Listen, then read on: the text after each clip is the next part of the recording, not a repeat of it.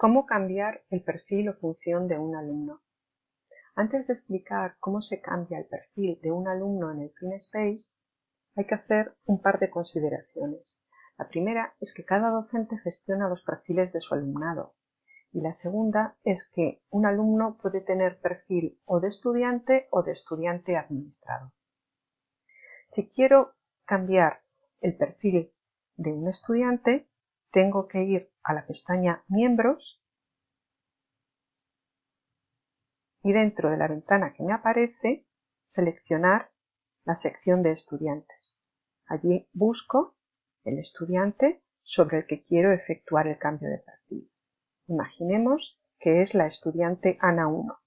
En estos momentos tiene el perfil de estudiante administrador. Si hago clic sobre este desplegable, veo que puedo cambiarlo a estudiante. Lo selecciono y de esta manera ya he efectuado el cambio de perfil sobre mi estudiante.